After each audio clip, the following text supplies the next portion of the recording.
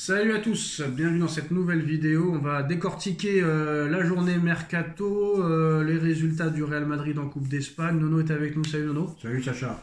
Alors bizarrement Nono, là pour le moment, en premier lieu, on va pas parler du PSG, on va pas parler du Real Madrid, on va pas parler de Barcelone, on va pas parler de Ligue des Champions, on va parler de Seko Fofana et de Brice Samba qui ont rejoint Rennes. Alors Fofana de l'Arabie Saoudite à Rennes, parce qu'il était à Lens avant.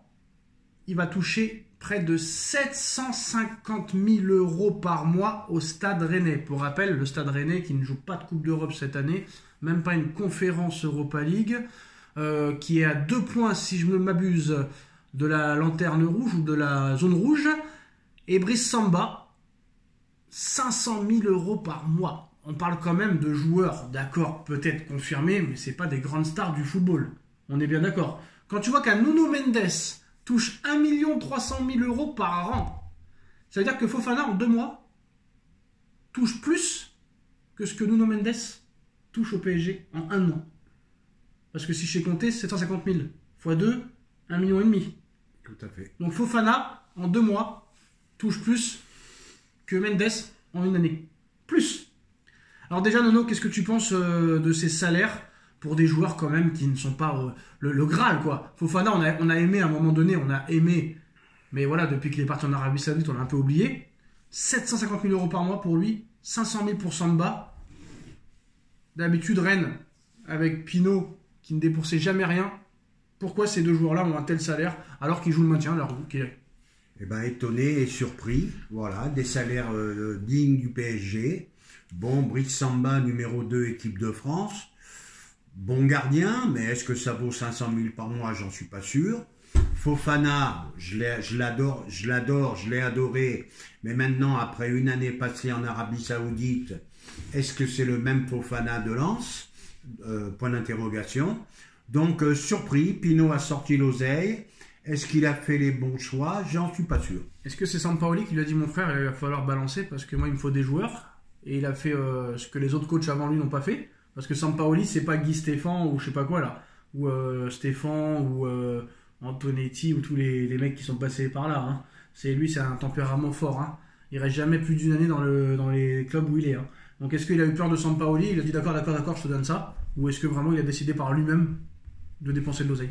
Ah bah Sampaoli a dû les pousser, tu le connais Sampaoli, hein, 2e avec l'OM du championnat de France, l'année suivante il s'en va, ciao Pantin, vous voulez pas recruter, je m'en vais.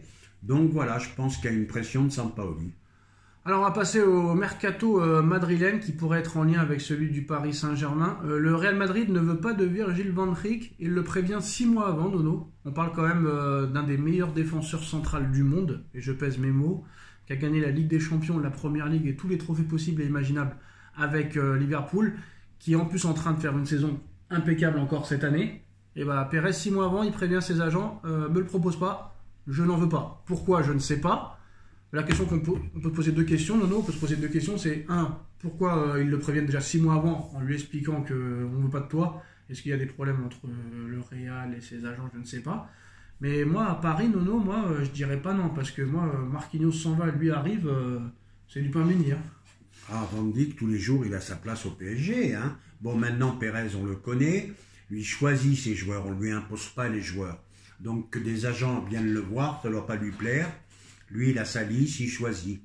Bon, quant à Van Dijk, je le dis et je le répète, il a encore quelques saisons dans les jambes, donc peut-être une occasion pour le PSG de sauter sur l'affaire. Et ce serait aussi peut-être un atout de poids pour faire venir Salah.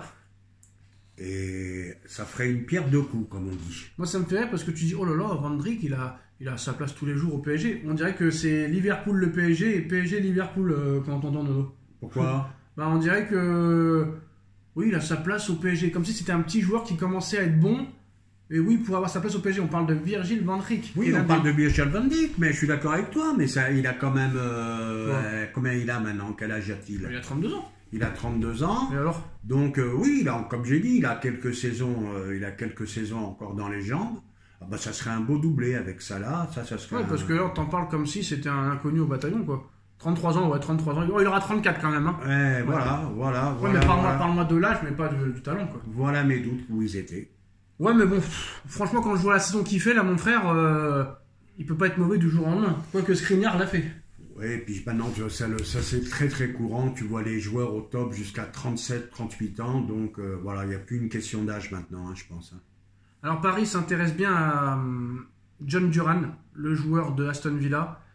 Mais Aston Villa demande 70 millions d'euros pour laisser partir son joueur. Un mec qui a mis 0 passe décisive cette saison et seulement 7 buts. 70 millions d'euros. Non merci. Hein. Et tu as compris pourquoi maintenant les clubs veulent acheter des joueurs libres. Voilà, les transferts, un joueur qu'on ne connaît pas. Eh ben écoute, je ne sais pas sur quels critères il se base. Voilà, 70 millions, incroyable. 70 millions pour un joueur qu'on ne connaît même pas.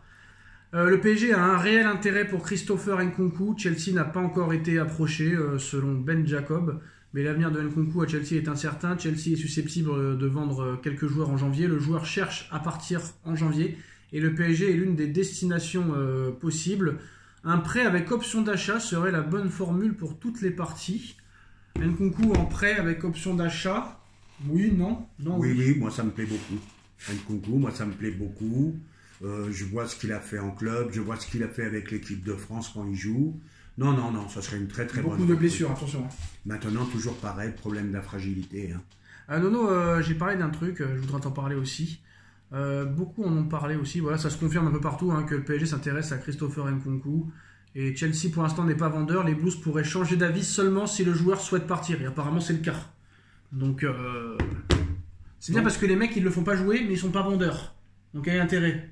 C'est un peu encore le jeu de chaise musicale. Mais oui, et puis c'est pour faire monter les enchères. Voilà, tu le sais très bien, Chelsea ils ont 45 ou 48 joueurs. Jusqu'en 2030 hein. Dans l'effectif. Il y a un moment, ils ne peuvent pas tous jouer, c'est ce que je disais la dernière fois. Et ils ont des contrats jusqu'en 2030, certains joueurs. Hein. Modric, tout ça. Voilà, des contrats longue durée, c'est infernal. Alors Nono, aussi, je voulais parler de Enrique. Parce qu'on a beaucoup entendu parler de ce mec, comme quoi il était vraiment un but de 5 personnes, beaucoup d'ego, qu'il aimait bien que l'attention soit tournée vers lui. Et est-ce que c'est pas vraiment le cas, en fait, Nono? Est-ce que c'est pas vraiment le cas? Tu peux te rapprocher de la caméra, il n'y a pas de problème, elle va pas te manger. Est-ce que c'est pas un mec qui veut très clairement que la lumière soit seulement sur lui et sur personne d'autre? Est-ce que Ramos ne joue pas parce que Ramos, c'est lui qui marque à tous les matchs et c'est lui qui te faisait gagner avant la trêve de Noël? Et comme c'est un choix de Campos, c'est pas mon choix, donc ça m'intéresse pas. Doué, c'est mon choix, je le mets. Barcola, c'est mon choix, je le mets. Kanginli, c'est mon choix, je le mets. Fabian Ruiz, c'est mon choix, je le mets. Je veux prouver que c'est mes joueurs que j'ai choisis qui doivent gagner. Si on continue à mettre Ramos titulaire, ils vont dire que c'est grâce à lui et que c'est grâce au recrutement de Ramos, et moi je veux pas. Pareil pour Colomboigny, pour Nasser. Et rappelle-toi que l'année dernière, je sais pas si sûr et certain que ça, qu'il aurait été content que Paris gagne la Champions League, parce que tout le monde aurait dit que c'est grâce à Mbappé qu'il l'a gagné, et pas à lui. Et comme ce mec a un ego surdimensionné, qui se la raconte beaucoup quand même, et qu'il a un ego très lourd, est-ce que c'est pas ça le truc? Je ne sais pas si c'est ça, mais de toute façon, l'histoire est close. Hein. Hier encore en conférence de presse, hein, il a répondu assez violemment aux journalistes, hein, leur demandant pourquoi Ramos encore pas titulaire. Et il a répondu quoi? Il leur a dit, il leur a répondu, arrêtez de remuer la merde. Je mets l'équipe la meilleure possible. Je mets les joueurs que je vois à l'entraînement. Donc arrêtez de remuer la merde. Kanginli, c'était mon choix. Langue de bois quoi. Langue de bois. Là il y a un commentaire très intéressant. Et puis ça veut dire ce que ça veut dire. Il ne veut pas de numéro 9. Alors, hier après le match, il y a un commentaire sur ma chaîne qui me dit: Sacha, c'est le seul Parisien qui est objectif sur Enrique. Le reste, j'ai l'impression qu'ils ne veulent pas ouvrir les yeux sur ce clown qui veut être la star. Et dès qu'un joueur est trop efficace, il le met sur le banc. Regardez avec lui, vous foncez droit dans le mur. Hâte de voir ça, que tous ouvrent les yeux sur cet arrogant. Il a peut-être pas tort, c'est un commentaire qui est pas mal.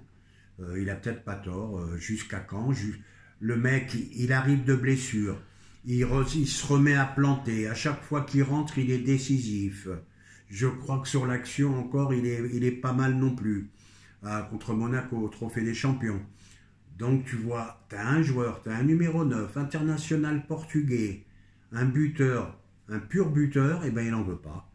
C'est pas pour arrêter avec ces histoires de mercato, intéressé par ci, par ça. Il n'en veut pas.